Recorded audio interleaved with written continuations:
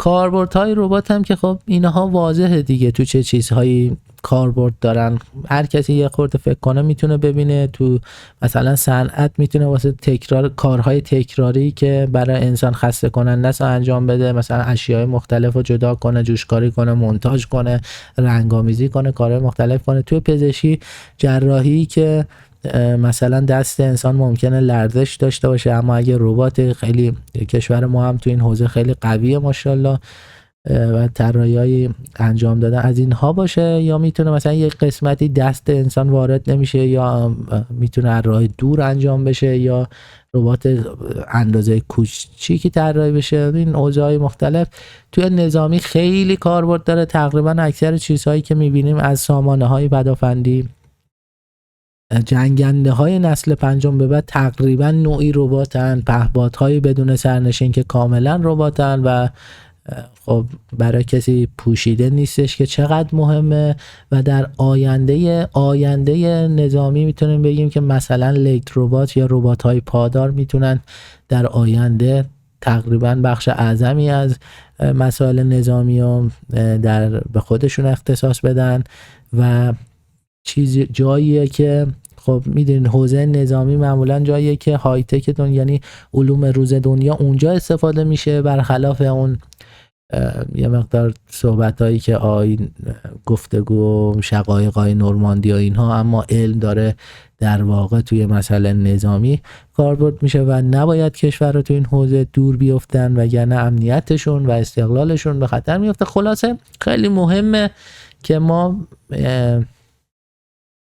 در واقع توی علوم روباتیکس و کامپیوتر در واقع که نگاه میکنی اصل و اساس اون کاربرد نظامی هست. حالا تو پرانتز بگم یا ربات‌های خانگی من اینجا نوشتم، اما به نام سرویس روباتیکس، رباتایی که کار خدماتی انجام میدن شناخته میشن و خودش یه مبحث و شاخه خیلی مهمیه.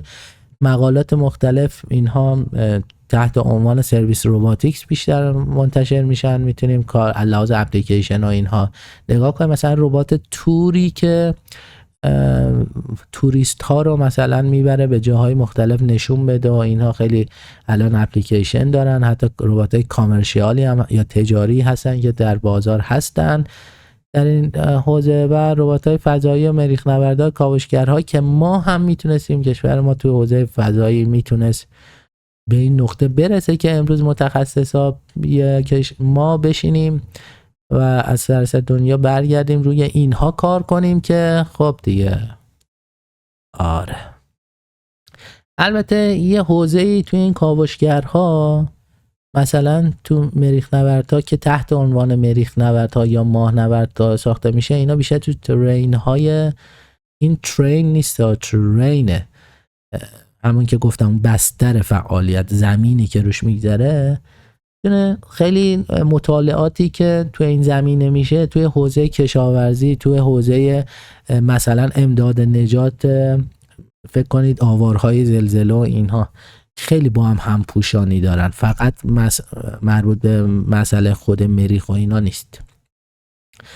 و حالا من توی خانگی گفتم سرویس رباتی که در واقع با هم همپوشانی دارن، اما بیشتر ربات‌های خانگی توی ربات‌های سرویس روباتیکس میشه پیدا کرد که مثالش رو براتون زدیم و کارهای خدماتی انجام میدن. و این بود یه معرفی اجمالی از کلیت درس روباتیکس.